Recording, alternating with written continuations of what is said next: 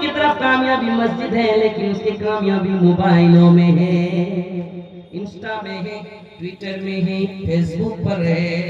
Mobile আসিল কি দোলা লাগিল, পড়াশোনায় মন লাগে না। পেটে ভাত নাহি যায়, পরন কাপড় নাহি খায়, পেটে ভাত নাহি যায়, পরন কাপড় নাহি খায়, মোবাইল ছাড়া দিন কাটে না। মোবাইল আসিল কি দোলা লাগিল, পড়াশোনায় মন লাগে না। রাত 12টার পরে বন্ধু যখন ফোন করে, দু চোখেতে ঘুম আসে না। রাত জাগিয়া ফেসবুক চালাইয়া, রাত জাগিয়া ইউটিউব চালাইয়া, রাত জাগিয়া ইনস্টা চালাইয়া, ফজরের নামাজে ঘুম ভাঙে না। মোবাইল আসিল কি দোলা লাগিল, পড়াশোনায় মন লাগে না। সুবহানাল্লাহ সুবহানাল্লাহ। ওদের জন্য কি আছে রে ভাই, ওদের জন্য কি আছে? না তো আল্লাহ রাব্বুল আলামিন জাহান্নাম তৈরি করে রেখেছে যারা এই ধরনের করবে। মানে কি করবে? মোবাইল চালার কারণে, মোবাইল চালার কারণে সেই নামাজকে ছেড়ে রাখে। সেই মুসলমান তার একটুকু ভয় নাই যে আমি এখনই মরে যাব, আমি নামাজি ছিলাম না, বেনামাজি ছিলাম, কি হবে তার? সুবহানাল্লাহ সুবহানাল্লাহ। কাউকে ছাড়বে না, কাউকে ছাড়বে না। বকরিদের সময় একটু আপনাকে নিয়ে আসবো 5 মিনিট।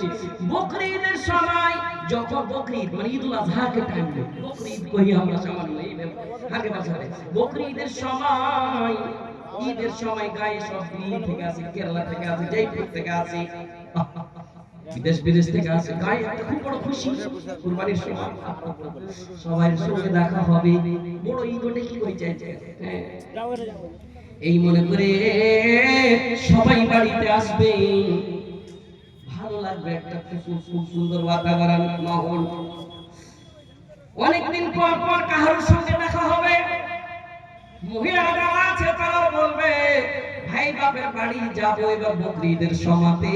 যাকে নতুন বিয়ে হয়েছে তারাও বলবে এবার যাব, জামাই গেলা আসবে, ভালো লাগবে, ঠিক রে ভাই?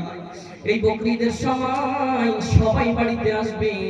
একটা বাপ, একটা হতভাগা বাপ 2.5 বছর 3 বছরের বাচ্চাকে ছেড়ে কিন্তু বকরিদের সময় দিল্লিতে গিয়েছিলেন টাকা পয়সা ইনকাম করার জন্য। ভালো করে শুনিয়েন, ইনকাম করতে যাবে কোথায়? না তো ওখান থেকে আসবে। গ্রামের সবাই মোটামুটি চলে এসেছে।